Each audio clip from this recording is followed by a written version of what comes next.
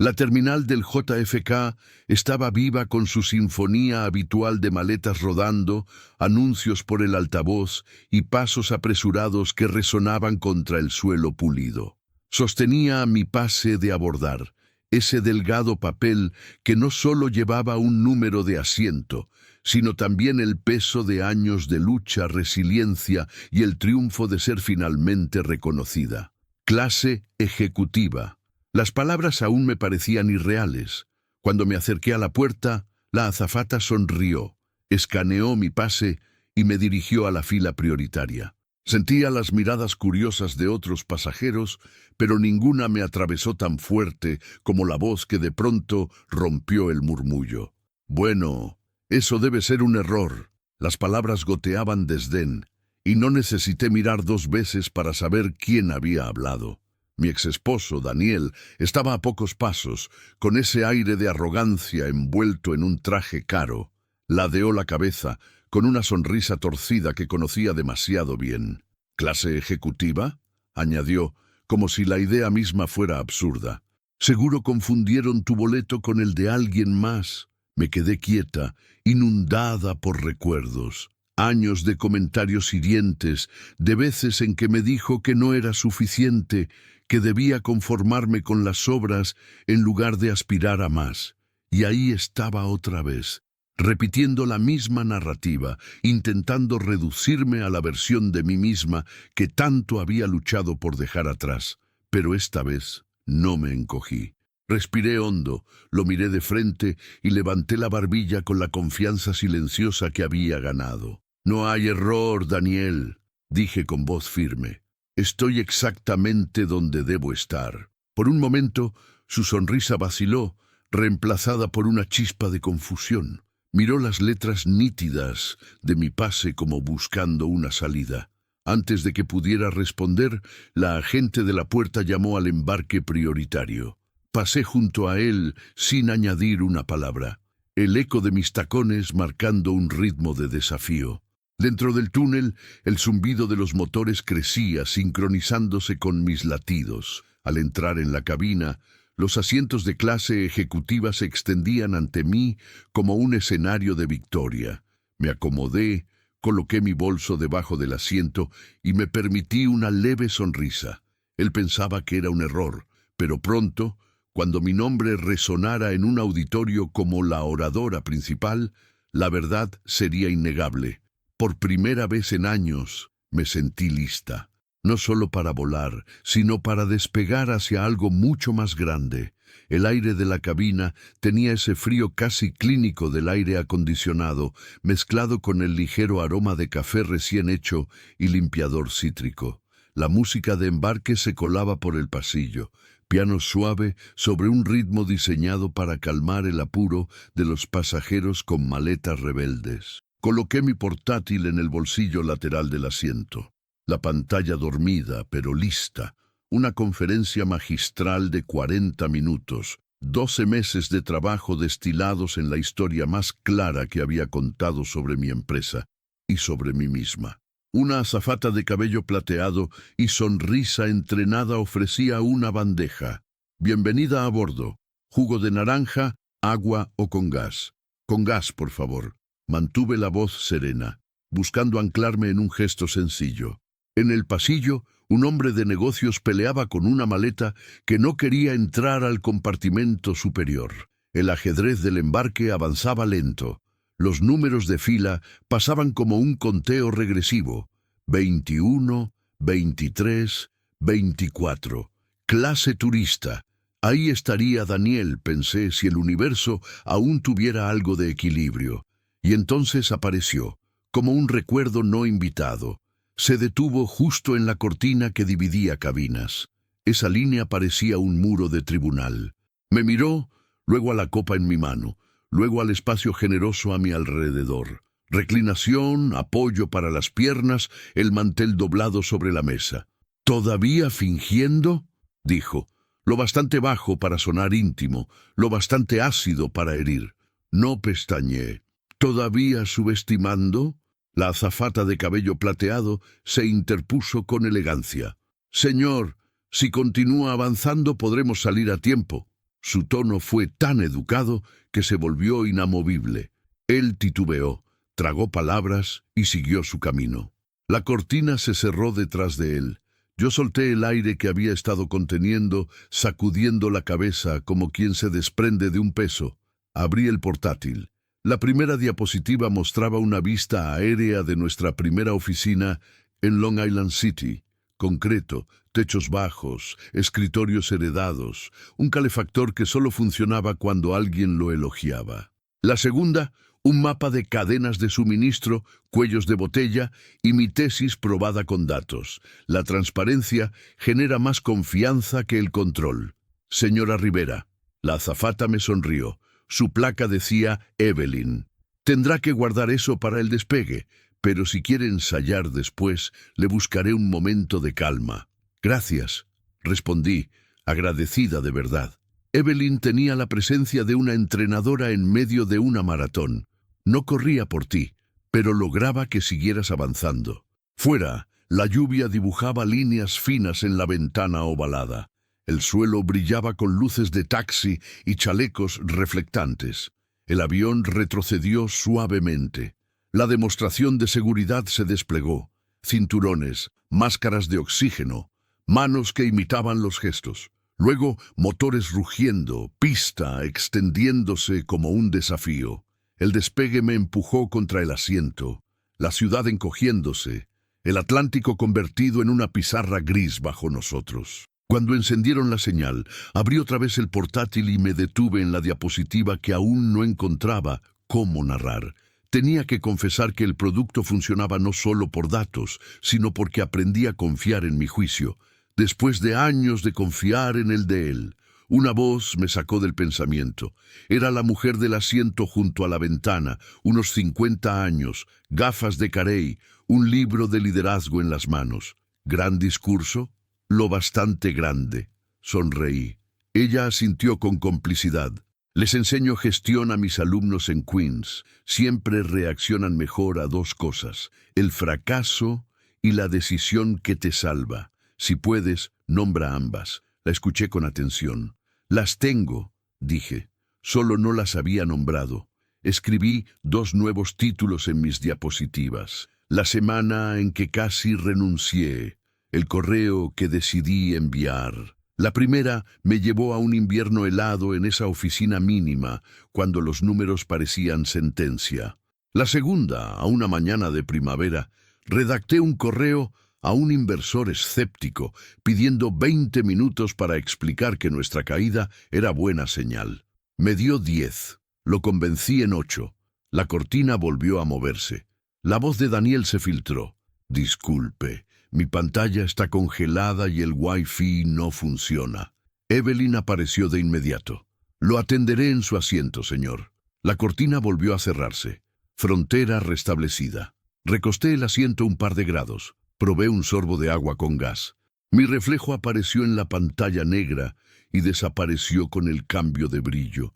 La lección era clara. Las definiciones son temporales, salvo que las hagas duraderas. En el pasillo, el aroma de nueces tibias llenó el ambiente, y yo, mirando el reflejo en el vidrio, murmuré: él ya no tiene el control de esta historia. Escribí una última nota en mi guión. No demostrarle que estaba equivocado.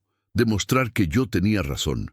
Era la diferencia entre vivir para negarlo o vivir para afirmarme. San Francisco nos recibió con un velo delgado de niebla que hacía brillar cada luz de taxi como si tuviera un halo.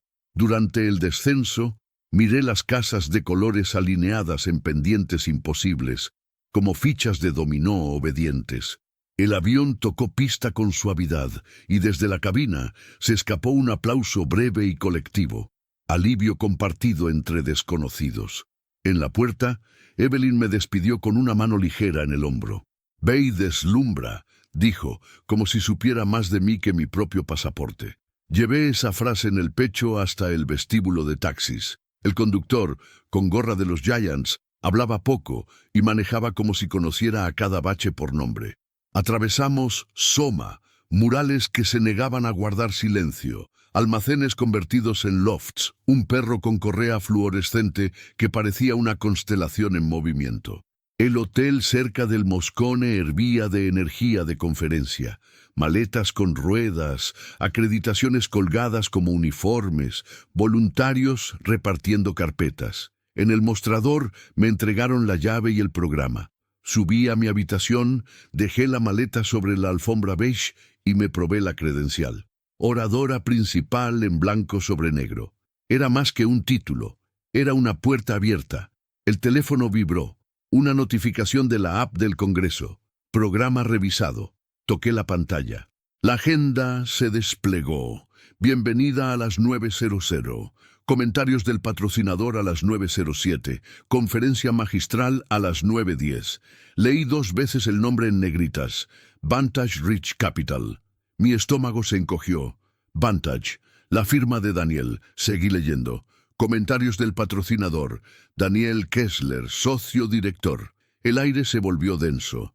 Caminé hasta la ventana, apoyando la palma contra el vidrio frío. Afuera, un tranvía chirriaba cuesta arriba como si desafiara la lógica. Dentro de mí, una voz antigua intentaba volver.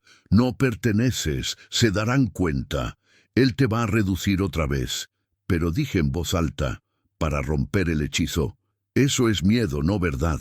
Abrí la carpeta, rodeé mi nombre con un rectángulo de bolígrafo y escribí debajo: ganaste este escenario con evidencia, no con permiso. Ensayé frente al espejo, con la cámara apoyada en una torre improvisada de almohadas. La historia del almacén, la semana en que casi renuncié, el correo que salvó a la empresa. Repetí hasta que mi voz dejó de sonar temblorosa y empezó a sonar cierta. Al atardecer, el Moscone West me recibió con techos altísimos y pantallas negras listas para despertar. La directora técnica, pelo rosa y mirada quirúrgica, me entregó un control. Confianza en el monitor del centro. Si te mueves demasiado a la izquierda, borras subtítulos. ¿Todo claro? Claro, respondí. Pasé las diapositivas 2 veces. La sala vacía me devolvía eco y disciplina. En la tercera repetición entró un grupo de hombres con trajes y credenciales de patrocinador. Entre ellos, Daniel. Me vio. Su gesto titubeó apenas una fracción de segundo, lo justo para reconocerme, antes de recomponerse con neutralidad ensayada. ¿Listo para tus palabras de la mañana?, preguntó la directora técnica. Sí, contestó él, y luego hacia mí, con tono suave y venenoso. Trata de no pasarte del tiempo. La directora ni levantó la vista del portapapeles. La oradora principal maneja la agenda. Los patrocinadores son apoyo. El golpe de realidad fue seco y elegante. Daniel se retiró a un lado. Yo avancé hasta la diapositiva con mi nombre en letras grandes. El escenario se volvió mío. La mañana siguiente, el auditorio se llenó de 1000 asistentes. Daniel subió al estrado para los comentarios de patrocinador. Su discurso fue correcto, vacío, calculado. Y entonces leyó la tarjeta de presentación. Ahora demos la bienvenida a nuestra oradora principal, Maya Rivera, fundadora y CEO de Lucid Ledger. Escuchar mi nombre en su voz fue el verdadero giro. No el verlo en la conferencia, no el programa.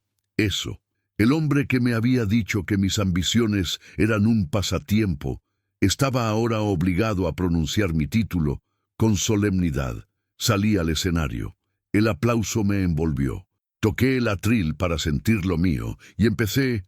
Me dijeron una vez, por alguien que creyó conocerme, que confundo trabajo duro con destino. Resulta que se encuentran más seguido de lo que parece, y cuando lo hacen, la vista desde turista o desde ejecutiva no importa en absoluto.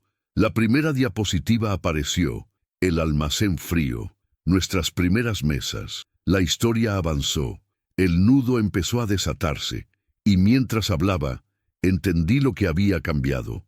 Él ya no era un muro, era parte del paisaje. El aplauso creció antes de que la última diapositiva desapareciera, llenando el auditorio como agua que rebosa un recipiente. Permanecí un segundo más de lo previsto, dejando que el sonido me atravesara, no como un trofeo, sino como una prueba. Mis palabras habían llegado a su destino. Gracias, dije, con el micrófono envolviendo la sílaba en eco suave. Gracias por escuchar, por construir, por elegir la transparencia incluso cuando cuesta. El maestro de ceremonias apareció a mi lado, me tomó de la mano y la levantó como si hubiera cruzado una meta. Un aplauso más para nuestra oradora principal, Maya Rivera. La multitud obedeció. En la fila 6, mi equipo aplaudía con euforia desbordada. Alcancé a ver a mi CTO levantando los puños como si hubiéramos hackeado lo imposible. Detrás del telón, la técnica de cabello rosa me quitó el micrófono con manos rápidas y amables. «Lo destrozaste. Los dioses del sonido están complacidos». «Gracias», dije, aunque la palabra se sentía pequeña frente al alivio que me inflaba el pecho. El pasillo tras bambalinas estaba enmoquetado y silencioso. Staff con radios caminaba con prisa medida, cada uno siguiendo un guión invisible. Me apoyé en la pared fría, con el teléfono en la mano, viendo cómo las notificaciones explotaban. Increíble charla. Nos hablaste, no nos diste una clase. ¿Podemos hablar? Veo potencial de colaboración. Estaba a punto de sonreír cuando la sombra se proyectó a mi lado. Daniel. Venía solo, sin séquito, sin armadura. Su expresión era un intento torpe de curiosidad disfrazada de humor. «Has mejorado», dijo. No era un elogio, era una observación a medias. Guardé el teléfono. «No mejoré, Daniel, me liberé». Su boca se abrió, pero el silencio se impuso. El pasillo parecía alargarse, vacío salvo por nosotros dos. «¿De verdad crees», dijo al fin, «que este momento de oradora te hace intocable?» La pregunta no era sobre mí, era sobre él, sobre su silla en un consejo, sobre la firma que vendía control.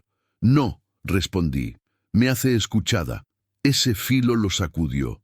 Dio un paso atrás, sin mover los pies. Una voluntaria apareció con un portapapeles. «Señora Rivera, la sala de prensa está lista».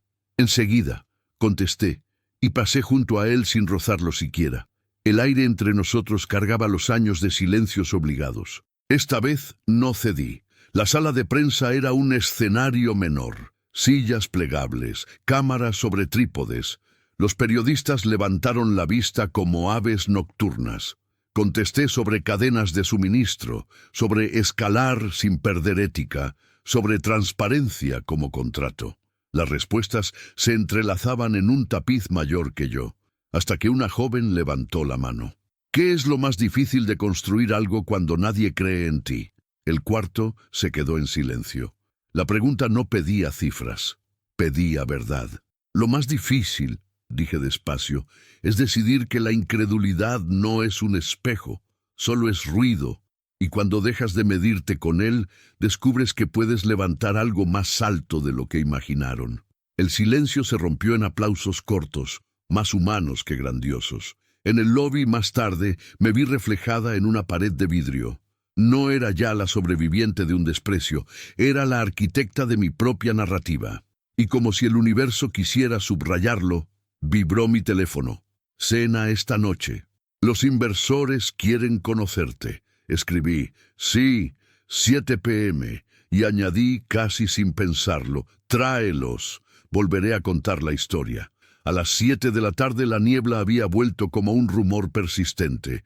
Market Street latía con bocinas y pasos rápidos. El restaurante brillaba en un ámbar cálido que hacía ver todas las decisiones más seguras de lo que eran. Llegué temprano a propósito y pedí la mesa redonda del rincón. No era por la vista, no la había, sino porque las mesas redondas diluyen las jerarquías. Los inversores fueron llegando en pares. Una mujer de corte de cabello impecable y cuaderno que cerraba con un chasquido de certeza. Un hombre con corbata de punto que saludó al anfitrión como si fueran viejos amigos, pero se relajó cuando quedó claro que no lo eran. Un asociado joven cuya energía se desbordaba como perfume barato, excesiva pero sincera. Su fondo se enfocaba en tecnología logística y resiliencia ante shocks de suministro. Frase que sonaba a disculpa por la última década. «Felicidades», dijo la mujer, Bob, que por suerte así se llamaba. Hiciste que mis operadores se miraran como si hubieran estado engañándose todo este tiempo. Ese es el mejor cumplido del día, respondí. Pidieron platos complicados. Yo elegí lo único que podía pronunciar sin tartamudear. Dejé que hablaran. Índices de fletes, fugas de almacén, retención laboral en mercados calientes. Yo no adorné. Conté donde nuestro producto fallaba aún, donde habíamos elegido la sencillez en vez del truco brillante. La mesa empezó a confiar. Y entonces, una sombra. Creí que era un mesero. No lo era. No sabía que hacíamos gira de captación, dijo Daniel con una copa en la mano y la sonrisa ajustada al modo cordial. Buenas noches a todos. Nadie se levantó. El joven asociado me miró como preguntando en silencio. ¿Ignoramos al clima cuando entra por la puerta? Bob no se inmutó. Giró su cuaderno como un escudo. Estamos en sesión privada, dijo seca. Daniel fingió asentir bajando la voz. Solo vengo a felicitar a mi oradora favorita y off the record señalar una preocupación. Lo miré directo. Señálala y vete, Daniel.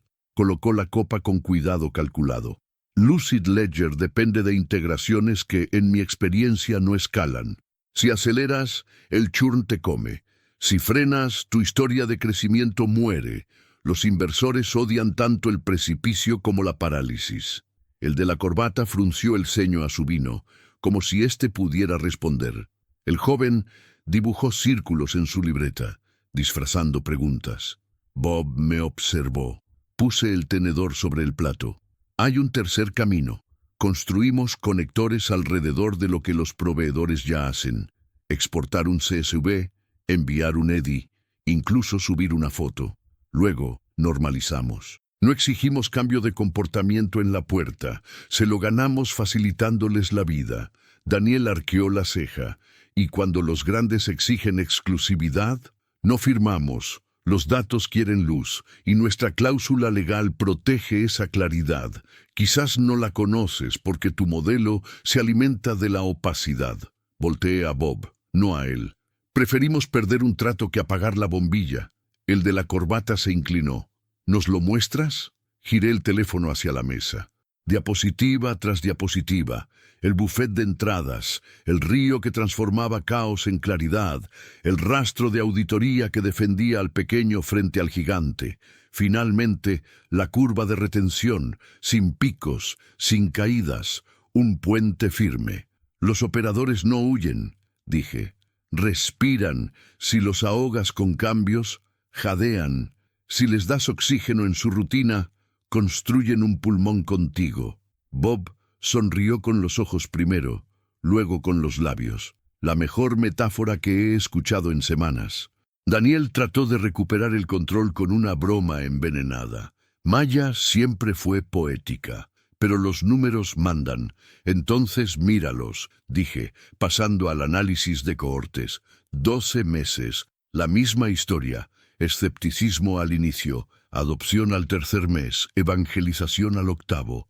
El asociado murmuró, recomendación boca a boca en la cadena de suministro. Eso no lo teníamos modelado. Daniel se enderezó. La marea no lo incluía. Intentó un último recurso. Veamos si los reguladores disfrutan que suban fotos los proveedores. No subimos nada a escondidas. Ellos las cargan para defenderse de cargos injustos, con sello de tiempo y GPS. Si quieres criticar, hazlo con honestidad. No vendemos miedo empaquetado. Bob cerró su cuaderno con el mismo chasquido de certeza. He escuchado suficiente. Pasaremos a due diligence. Y hacia mí. Term sheet en 48 horas. El aire salió de la sala como si alguien hubiera abierto una ventana. Daniel se recompuso en falso. «Felicidades», dijo, y se retiró dejando su copa medio llena. La cena continuó con sabor a progreso. Hablamos de pilotos, de decir no todavía a las funciones estridentes, de crecimiento con resistencia. El postre llegó en ramequín, el crujido de la cuchara sobre el azúcar marcando un pequeño triunfo. Entonces, el correo. Asunto. Aclaración sobre cifras de adopción. Venía de una periodista respetada. El cuerpo era breve. Una fuente anónima dice que exageraron sus tasas en vivo. El estilo era demasiado familiar. La primera sensación no fue miedo, sino fastidio. Llamé a mi jefa de datos. Envíame la documentación pública y el anexo legal. Hoy mismo. En camino, dijo ella. Y por cierto, felicidades. Tu charla es tendencia en la APE, sin adjetivos, puro sustantivo. La buena clase de tendencia. Reenvié todo a la periodista con un mensaje simple. Aquí están nuestras definiciones y 3 clientes que lo confirman. Preferimos menos adjetivos también. Bob me observó de reojo. Eficiente. Con práctica, respondí. Cuando salimos, la niebla hacía filosóficas a las farolas. El joven me estrechó las 2 manos. El de la corbata me deseó crecimiento aburridamente estable, que sonó a bendición. Bob se detuvo antes de subir a su coche. Un consejo, dijo. Mantén tu historia en el producto, no en la persona que quiso frenarte. Hoy lo lograste. No retrocedas. Asentí. Ya me jubilé de ese hobby. Su auto partió. Mi móvil vibró otra vez. Un mensaje anónimo. Debemos hablar. Él no ha terminado. Un enlace a un foro donde ya murmuraban sobre nuestras cifras. El usuario parecía inventado a la carrera. El estilo, demasiado conocido. Guardé el teléfono sin abrir más. Caminé hacia el hotel con los hombros firmes. Esa noche no terminaba en victoria estruendosa, sino en una decisión sobria. No negociaría más mi valor con quien solo quería descuento. La mañana en San Francisco amaneció traicionera. Luz clara detrás de cortinas gruesas y un celular vibrando con titulares menos amables. Al abrir los ojos, ya tenía 17 notificaciones. Menciones, hilos, un blog secundario con un titular mordaz. ¿La estrella del keynote exagera sus cifras? El artículo citaba fuentes cercanas a la cadena de suministro y cuestionaba nuestras tasas en vivo. El lenguaje llevaba la marca de Daniel, tecnicismos torcidos, dudas sembradas con aparente autoridad. Me vestí sin música, sin distracciones. Otro día de blazer negro, no por superstición, sino por continuidad. En el lobby del Moscone, el murmullo de acreditaciones y cafés se mezclaba con miradas rápidas a los teléfonos. Mi equipo me esperaba junto a la escalera mecánica. Sus sonrisas eran tensas. No lo lean 2 veces, les dije. Hoy no vamos a defendernos, vamos a aclarar. Subimos al piso de sesiones. El auditorio pequeño se llenó rápido. 30 personas sentadas como jurado, queriendo medir mis palabras contra los rumores. Proyecté una diapositiva con un título simple. Las definiciones importan. En logística, en vivo, puede significar muchas cosas. Empecé, la voz firme. Para nosotros significa verificado dentro de los 60 minutos posteriores a la transacción. No adivinado, no raspado, verificado. Nuestros registros y auditorías son públicos. Nuestros clientes están aquí. La transparencia no es un eslogan, es una marca de tiempo. Mostré bitácoras anonimizadas, filas y filas de comprobaciones. El aire cambió. Algunos tomaban fotos. Otros murmuraban, por fin. Una mano se alzó en la tercera fila. Chaqueta azul, gesto desafiante. Y la deserción, se dice que pierden proveedores tras las pruebas piloto. Sonreí apenas. El abandono ocurre cuando un proveedor se siente castigado. Nosotros diseñamos contra el castigo. Un clic y apareció la curva de retención. Ellos no se van porque los asfixiamos, se quedan porque respiran. El murmullo bajó de tono. En el fondo, el joven inversor de la cena me mandó un mensaje. La sala está contigo. El aplauso al final fue breve, pero honesto. Varias manos se acercaron para saludar. Una mujer de una cooperativa del Medio Oeste dijo, «Gracias por hablar claro, estamos cansados del humo». Fuera de la sala mi teléfono sonó. «Bob, aprobaste», dijo sin rodeos. «Nuestro comité vio la sesión, el material y la reacción. Cerramos términos esta semana, no presumas, solo sigue adelante». Apoyé la frente en un pilar, dejando escapar aire. «Gracias». Su tono cambió a alerta. «Cuidado. Tu ex no juega solo con rumores. Rastreamos una publicación hasta un grupo de lobby que financia. Es táctica de intimidación. El piso pareció inclinarse bajo mis pies. Entonces, decide, dijo. O pasas los días apagando sombras, o prendes tanta luz que las sombras se vuelvan ridículas.